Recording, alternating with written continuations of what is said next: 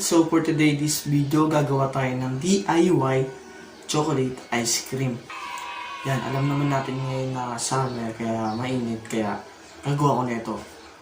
Kasi, naiinitan ako. Paano masabi? Tinatanong ko nga eh. Kaya, papakita ko muna sa inyo yung mga gagamitin natin at ingredient na gagamitin natin. Dito natin ilalagay guys yung mga ingredients na gagamitin natin. At dito natin sila hahaluin. Yan. Next ay kutsara.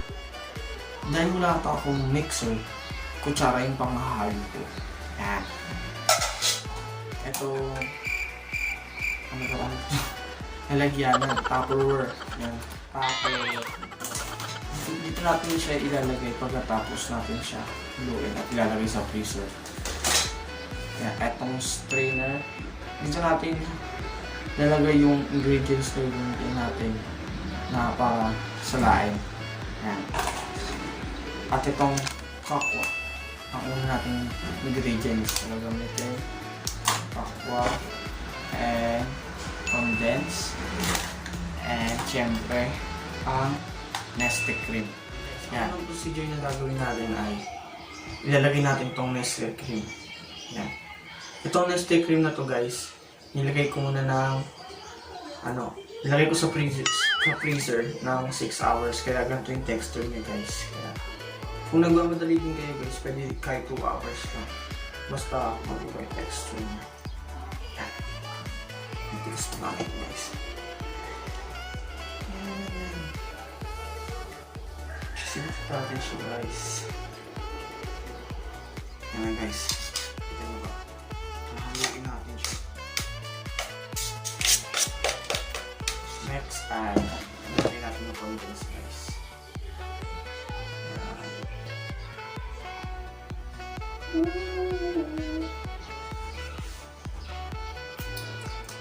So pala siya guys.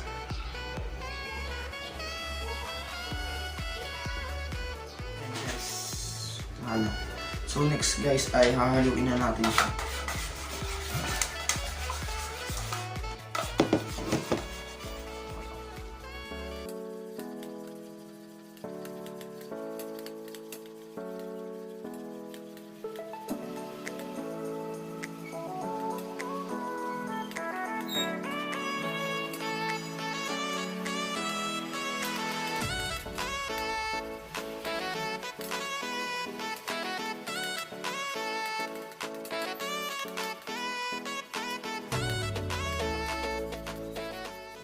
Tapos na natin siya ngayon. Ganyan yung texture niya. Yan. Next naman natin gagawin guys, ilalagay na natin yung kakwa. Ayan. Kakwa. Basta hindi ko alam pronounce yan. Ayan guys.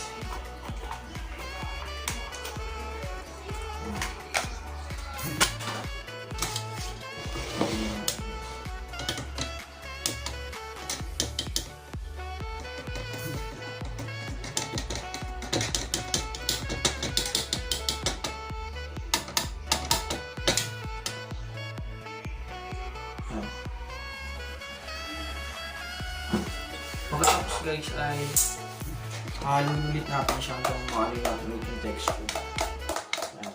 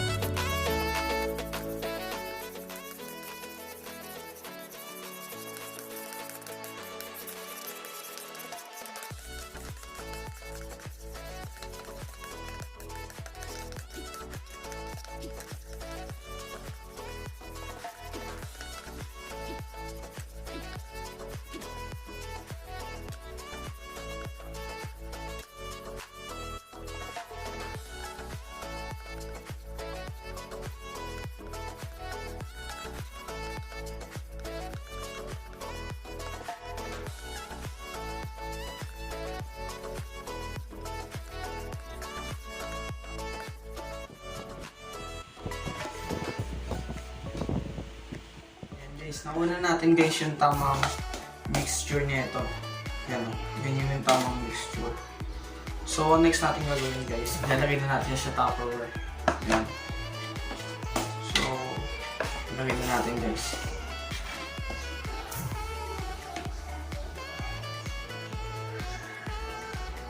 Yan.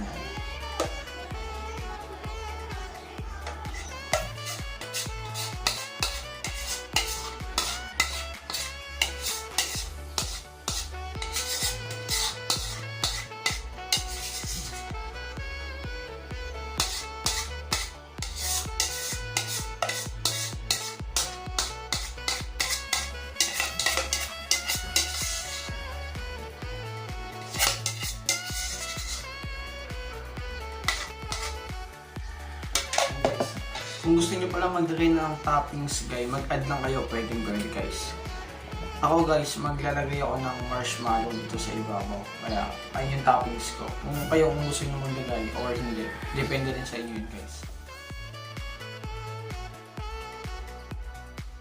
Ayun guys, tapos natin siyang gawin. At next natin gagawin ay lalagyan na natin siya sa freezer ng 3 hours or 4 hours. Yan. Ito siya guys. Ha-update ko na kayo guys mamaya kung matigas na siya. Titikman natin.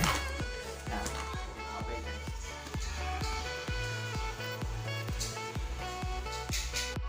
6.5 hours later.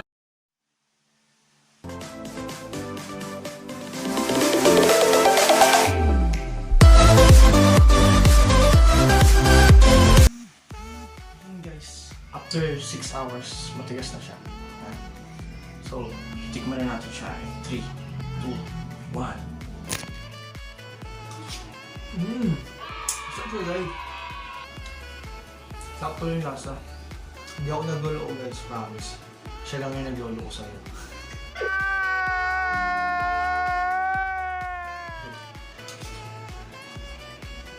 Try nyo na ito guys, lalo na ngayong quarantine. Tapos 3 ingredients lang magagawa nyo siya. Na, try nyo na. So, bago ko matapusin itong video ito, shoutout nga po pala kay May Rosito, Ian Jericho, Cherry Ann, tas yun lang. So guys, dito ko tatapusin itong video na to, and please subscribe nyo na itong channel ko at like and comment kayo sa baba kung gusto nyo mag-shoutout, and pindutin nyo na rin yung notification bell para updated kayo sa mga bago kong video. So ayun guys, bye bye!